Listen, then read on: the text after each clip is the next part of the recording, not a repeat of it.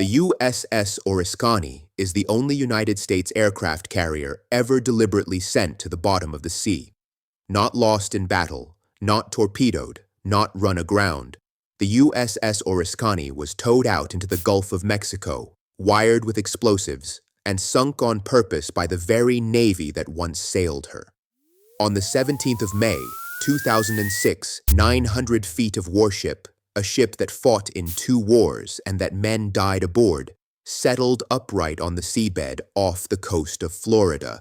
The honest question is simple, and it's the one I kept coming back to. Why would anyone deliberately sink the USS Oriskany, a whole aircraft carrier, and what is down there now? Let me start with the ship, because she had a long life before she had a strange death.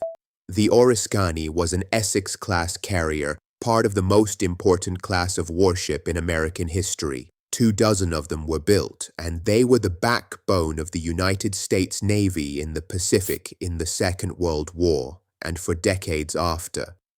The ship's name, incidentally, reaches back further than any of that. She was named for the Battle of Oriskany, fought in 1777 during the Revolutionary War, one of the bloodiest engagements of that conflict. So when she finally went to the bottom, she carried nearly 2.5 centuries of American history with her. The Oriskany came a little late. She was finished after that war, commissioned in 1950, and rebuilt to handle the new jet aircraft. Sailors called her the Mighty O. She was a floating airfield, a small steel city of more than 3,000 men, and for 30 years she carried American air power to the far side of the world. Life aboard her was loud, cramped, and dangerous even with no enemy in sight. The flight deck of a carrier has been called the most dangerous 4 acres on Earth, a roaring choreography of spinning propellers, jet blast, snapping arresting cables, and live bombs where a single moment of inattention could cost a man his life. 3,000 young sailors ran that machine around the clock, and most of them were barely out of their teens. Nearly 900 feet long, she had been rebuilt with a new angled flight deck and steam catapults so she could fling heavy jets into the sky.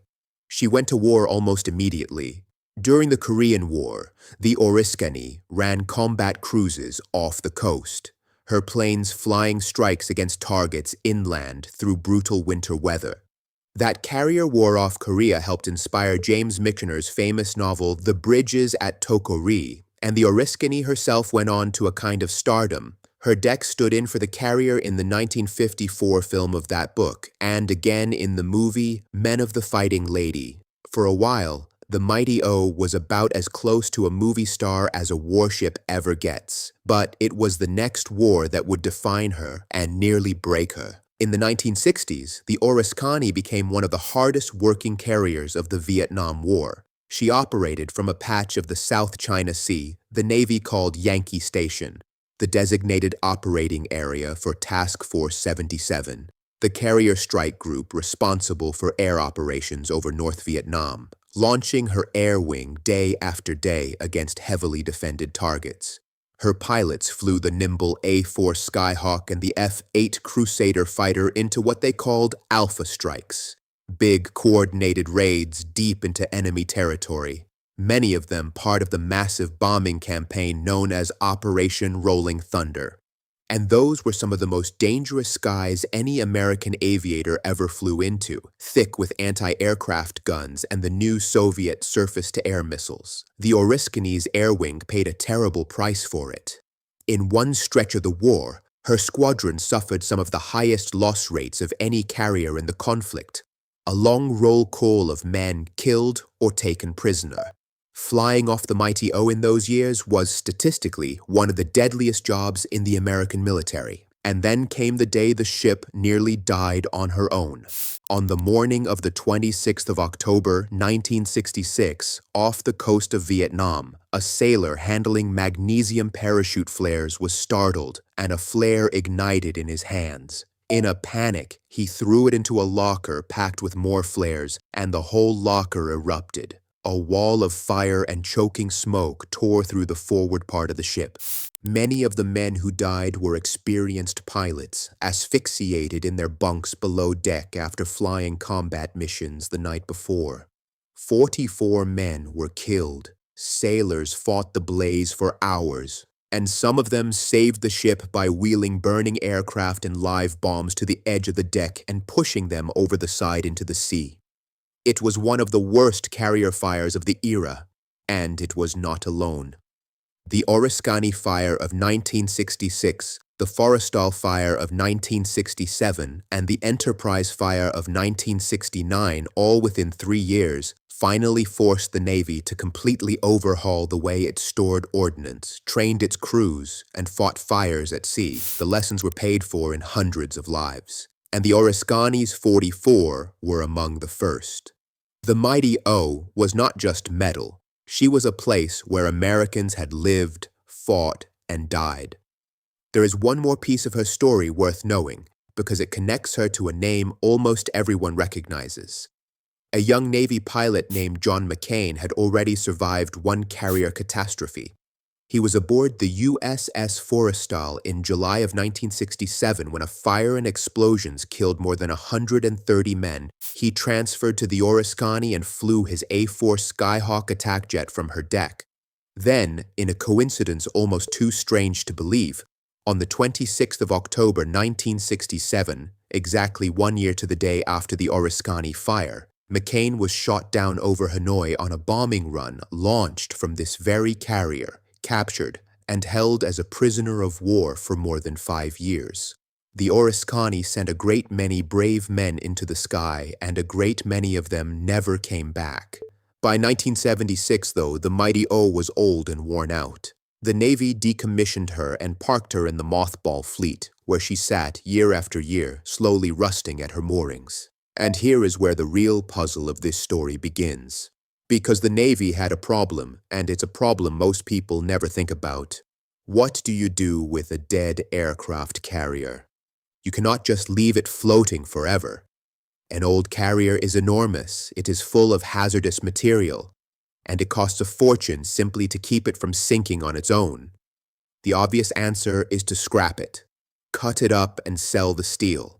But scrapping a ship this size is slow, expensive, dirty work, full of asbestos and toxic chemicals, and for years nobody could make the numbers add up.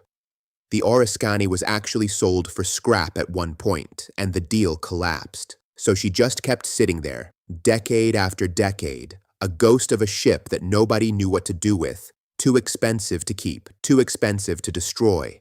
And to see how unusual her fate would become, look at what normally happens to these giants. Almost every old American aircraft carrier ends its life the same way, towed to a scrapyard and slowly cut to pieces for its metal. The Oriskany's own sister in tragedy, the Forrestal, was eventually sold to a scrap company for a single penny, 1 cent, just to make her someone else's problem. That is the ordinary ending for a flat top, chopped up and hauled away by the pound.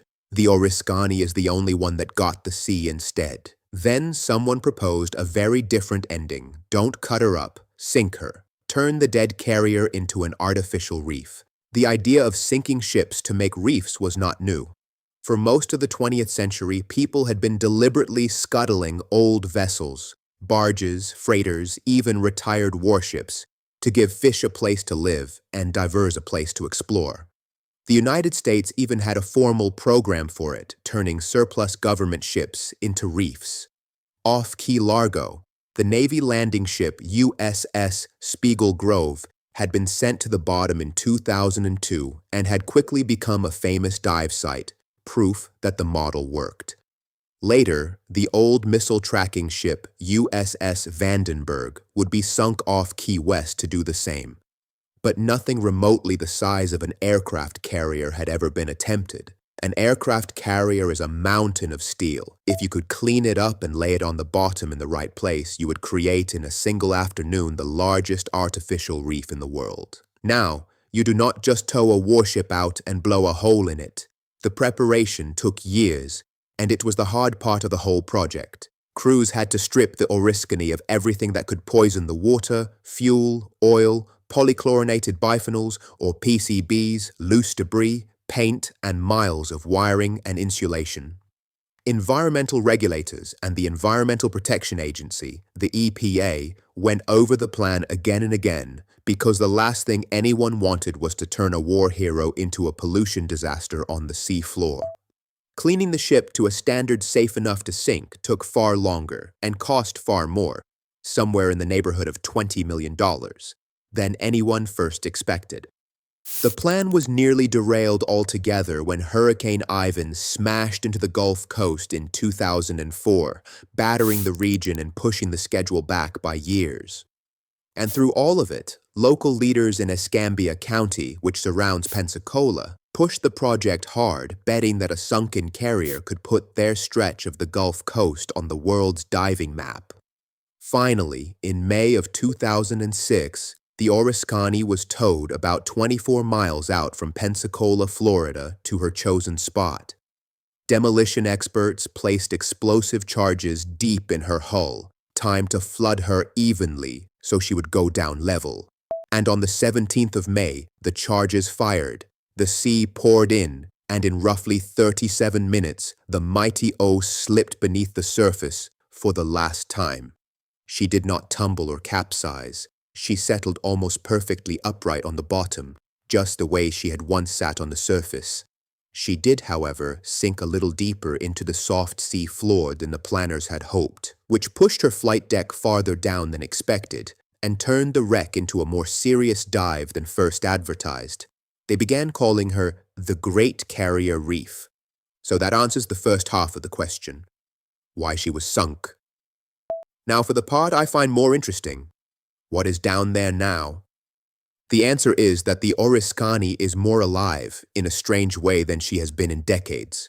To understand why, you have to know something about the Gulf of Mexico floor in that area. It is mostly flat sand and mud, with very little of the hard, rocky bottom that sea life needs to take hold. A bare shipwreck in a place like that is an oasis. Within weeks of the Oriskany going down, the process called ecological succession began. First, a slimy film of bacteria and algae on the steel, then the tiny invertebrates that graze on it, then the corals, sponges, and anemones that anchor to the hull, and finally the fish that come to feed and hide among all of it. Today, the wreck teems with barracuda, grouper, amberjack, snapper, sea turtles, and even the occasional shark.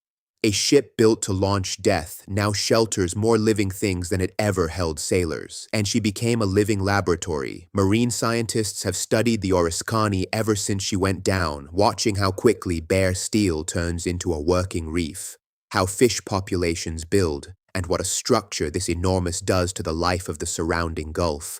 No one had ever been able to watch a reef this big grow from the very first day, because no reef this big had ever been made on purpose. She has also become one of the great diving destinations in the world, and a serious, even dangerous one. This is no shallow snorkel over a coral garden. The top of the island, the tower structure that rises from the flight deck, sits around 80 to 90 feet down, within reach of a well-trained recreational diver holding an advanced open water certification or equivalent, the kind issued by agencies like PADI or SSI. But the flight deck itself lies well past 100 feet, and the hangar deck and the bottom are the realm of technical divers only. We are talking decompression diving, with special training and special gas blends like Trimix, which is a helium-oxygen-nitrogen breathing mixture that lets divers go deeper without the narcosis that plain air would cause. Make no mistake, the Oriskany has cost lives. Divers have died on her over the years, pushed too deep or too long by the temptation of standing on the deck of a real aircraft carrier. The sea does not forgive mistakes at 200 feet. The wreck demands respect, both for the men who served on her and for the depth she now rests in. For the divers who do it right, though, the descent is something close to a pilgrimage. You drop down a line through the blue, the light fading and going cool, and out of the haze the great grey island rises up to meet you, the same tower from which men once watched their jets roar off into the sky. You can swim along the flight deck where the catapults used to hurl those aircraft, Hang in the open water beside a structure the size of a skyscraper lying on its side and watch the fish pour through the windows of the bridge. There is almost nowhere else on Earth an ordinary person can stand, even for a few minutes, on the deck of a real aircraft carrier. That said, for those with the training, the Oriskany is the dive of a lifetime and the centerpiece of what the state calls the Florida Panhandle Shipwreck Trail, an official route that strings together the best wrecks in the region. The divers who come for her bring real money with them. Studies have estimated that the reef pumps tens of millions of dollars into the local Pensacola economy over the years in dive charters, hotels, restaurants, and gear. A ship the Navy was paying to store now pays a whole community back every single season, and she is still quietly a memorial. There is a dedication plaque. The men of her crew hold reunions, and divers and veterans alike treat the wreck with the respect a warship is owed. For the sailors and aviators who served aboard the Mighty O, and for the families of the 44 who died in that fire, the reef is a complicated thing. Part grave marker, part monument, part second life. Some of them have made the dive themselves, descending through the blue to touch the deck they once walked. She also changed what people thought was possible. After the Oriskany proved that a vessel this enormous could be cleaned, sunk, and turned into thriving habitat, the idea gained real momentum. The USS Vandenberg followed off Key West a few years later, and reef programs around the country looked at big ships with new eyes. And yet, more than 15 years on, no other aircraft carrier has ever joined her on the bottom. Carriers are simply too big, too expensive, and too full of hazardous material to prepare this way. Nearly all of them still go to the scrapyard. The Mighty O remains the one and only, the single aircraft carrier on planet Earth that you can dive. Which brings me back to the honest question, and I'll be straight with you. I'm not sure there is a clean answer. Sinking the Oriskany was, by most measures, a success. She was cleaned, she did not poison the Gulf, she created a spectacular reef, and she gave divers and a Florida town something genuinely remarkable. Compared to being chopped into scrap, becoming the Great Carrier Reef is a far grander ending for a ship that carried so much history. But I also understand the veterans who felt uneasy about it. The men who did not love the idea of deliberately sinking the deck they had flown from, the home where their friends had died in the smoke. There is something in that hesitation worth respecting, and I would not wave it away. What I keep landing on is this. The Oriskany was going to end one way or another. The Navy was never going to sail her again. The only real choice on the table was the cutting torch or the sea floor. And of those two endings, only one of them turned a worn-out warship into a living reef, a world-class dive site, and a quiet underwater monument all at once. Maybe, in the end, that is the most fitting retirement a fighting ship could ever get. Not melted down and sold by the pound, but laid gently on the bottom to become something alive. She is still down there right now, off Pensacola, sitting upright in the blue, slowly turning into a reef and a legend at the same time. If you have dived the Oriskany, or if you served aboard her, I would really like to hear from you. Tell me in the comments what she was like, above the water or below it. And if you know of another warship out there with a fate even stranger than this one, tell me that too, because I am always looking for the next one.